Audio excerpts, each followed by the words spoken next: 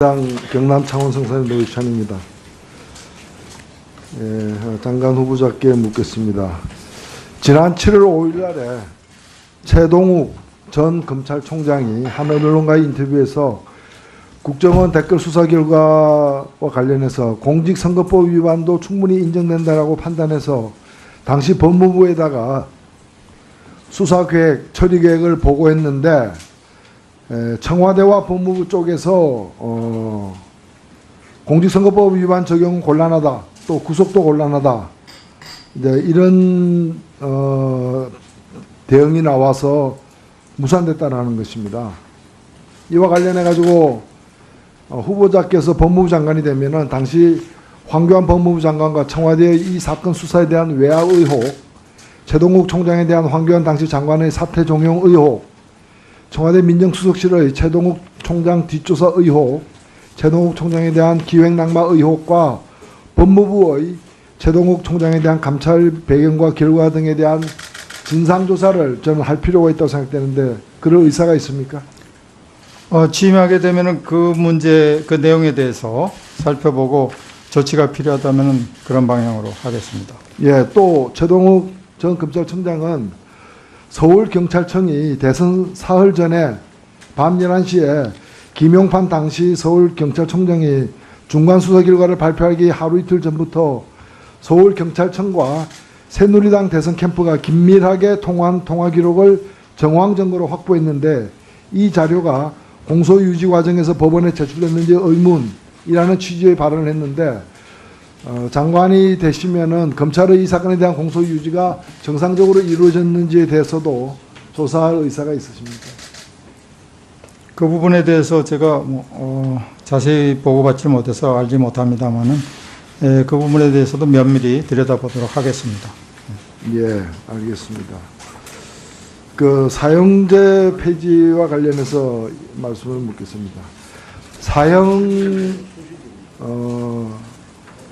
이 사형제와 관련해 가지고 흉악범과 관련해서 반드시 사형이 필요하다라는 주장이 한편으로 있고 다른 한편으로 사형이 흉악범 억제 효과가 없다는 것이 실증되었다라는 주장이 있습니다. 그래서 폐지하자는 주장이 있는데 장관 후보자께서는 어느 쪽이십니까? 사형제의 그 위화적 효과는 확정적으로 얘기하기는 어렵다고 생각합니다. 그러나 현재 우리나라가 사형제도는 있지만 지금 집행을 하지 않고 있는 사실상의 사형 폐지국입니다. 그런 점을 저는 중시하고 있습니다. 제가 두 가지 대립되는 견해를 말씀드렸는데 어느 쪽이신가 다시 한번 말씀해 보세요. 사형제도의 어떤 효과, 사형제도 흉악범 때문에 사형제도는 필요하다는 쪽과 흉악범에게 흉악범 억제 효과가 없기 때문에 폐지되어야 한다는 주장이 있는데 어느 쪽이시냐고. 아까 말씀드렸던 대로 사형제가 흉악범을 억제하는데 효과가 있느냐 없느냐에 대해서 찬반 양론은 있습니다. 그러나 그 범죄 억제적 효과 이외에도 사형제에 대한 문제점은 사형제가 갖는 인권 침해적인 그런 성격도 있기 때문에 범죄에 대한 위화적 효과와 변론으로 사형제 폐지를 주장하는 견해도 있습니다. 그런 점에서 본다면 우리나라가 국제사회에서 인권 선진국으로 발돋움을 하려면 사형제에 대해서 좀 전진적인 그런 논의가 더 진행돼야 되지 않는가. 제가 그 두 가지 견해를 말씀을 인용을 했는데 이게 지난 4월 25일 날 홍준표 후보와 문재인 후보 간에 논쟁에서 각 후보가 취한 입장들입니다. 지금 문재인 대통령께서 어떻게 후보자를 요 쟁점 하나만 보면은 문재인 정부의 법무부 장관 후보로 이렇게 내정을 했는지 의문이 좀 듭니다. 한 가지 더 묻겠습니다. 검찰개혁에 상당한 의지를 보이셨는데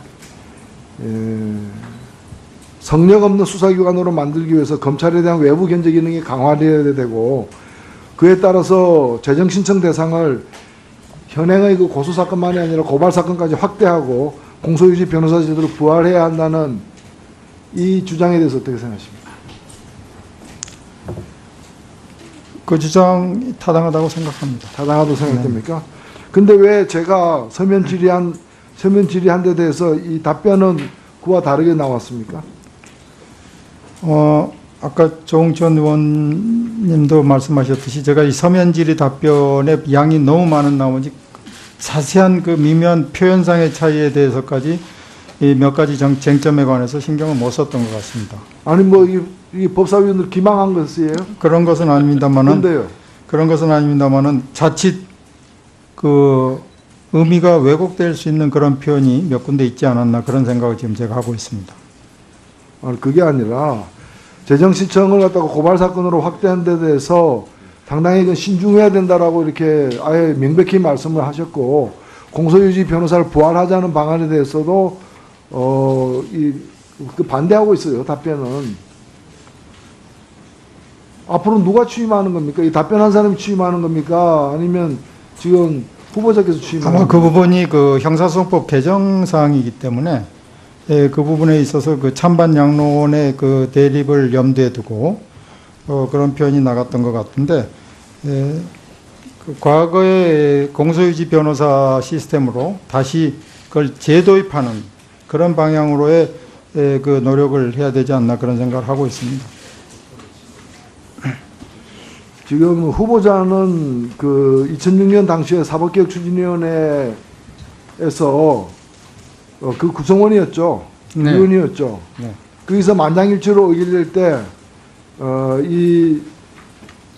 재정신청을 고발사건까지 확대하자는 내용에 대해서 또 공소유지 변호사제도를 부활하는 그 내용을 갖다가 만장일치로 의결할 때 그게 의결에 참여하신 분이죠. 네.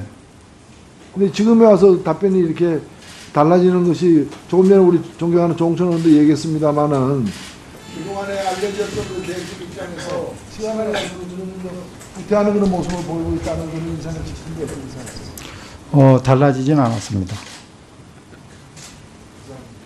자, 후보자님, 그 의원들이 서면 질의를 하고 답변을 받는 거는 우리 후보자께서 어떤 생각을 하고 계시는지, 소신과 철학은 뭐고 앞으로 어떤 방향으로 법무부와 검찰을 개혁할 것인지를 사전에 확인하기 위해서 서면 질의를 한 겁니다. 근데 그 답변서를 물론 뭐 바쁘다고 직접 쓰실 수는 없겠지만은 그 내용은 꼼꼼하게 확인하시고 본인의 철학이라든가 본인의 기본 구상과 다르면은 그걸 적절하게 수정을 해서 제출해야 되는데 답변은 그렇게 하시고 나서 지금 오늘 와서는 뭐 뉘앙스가 좀 다르다.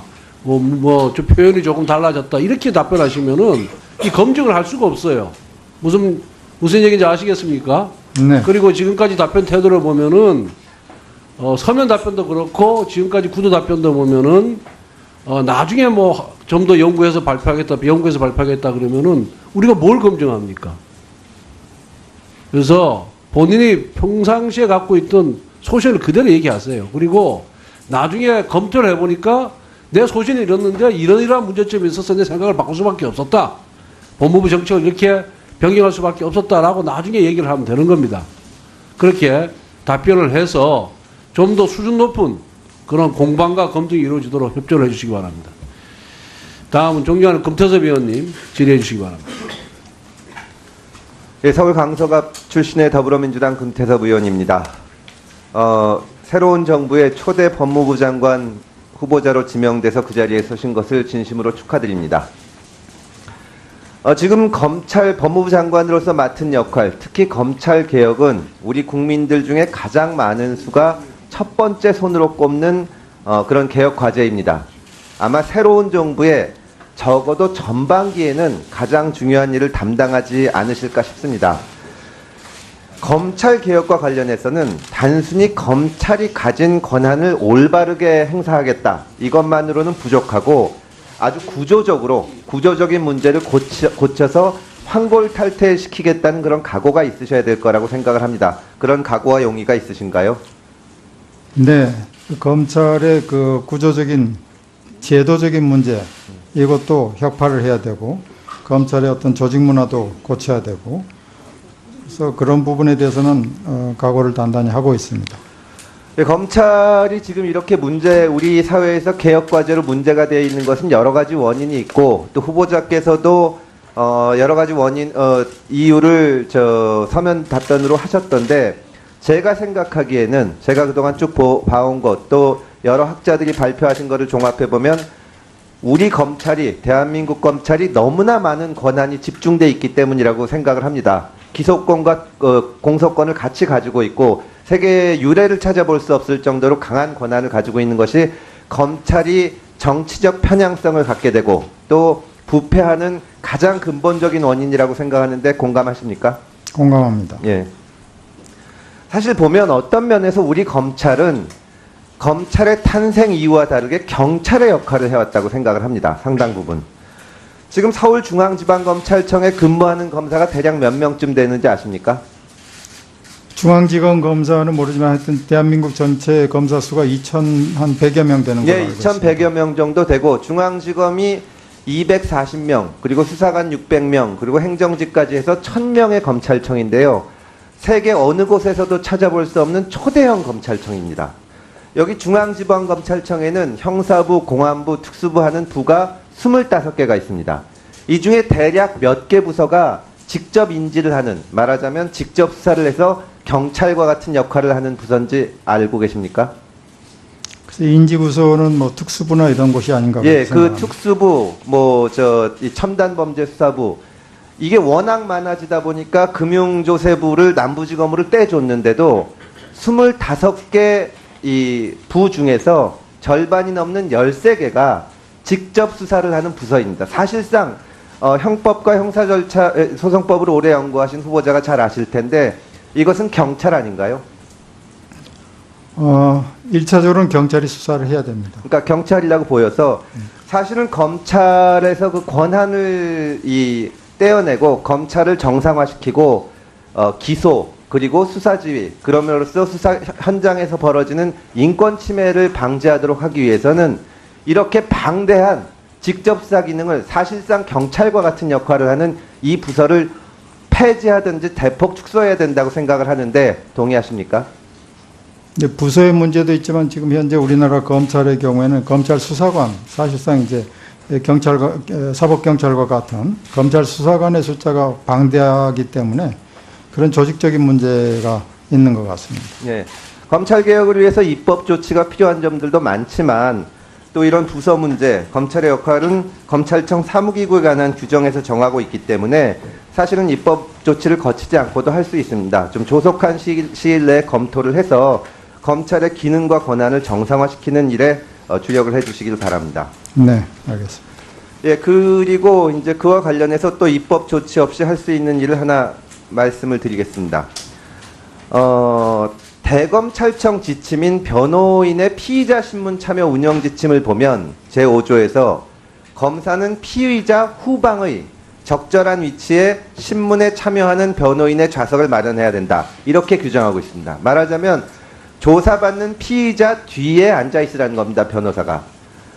후보자는 이것이 맞다고 봅니까? 피의자 신문 당시에 변호인의 그 조력권이 조금 더 강화돼야 된다고 생각합니다. 변호인의 조력권이 강화되기 위해서는 신문이 부당하게 이루어질 때 이의 제기도 할 수 있어야 되고 또 조사를 받는 피의자가 충고를 구할 때 충고도 해줄 수가 있어야 되고 그렇게 해줘야 된다고 생각하시지 않습니까? 그게 옳은 방향이라고 생각합니다. 예. 예전에 그 후보자께서 잘 아시지만 예전에는 피고인이 형사법정에서 이 판사와 마주보는 데 앉아 있다가 지금 변호인 옆으로 갔습니다.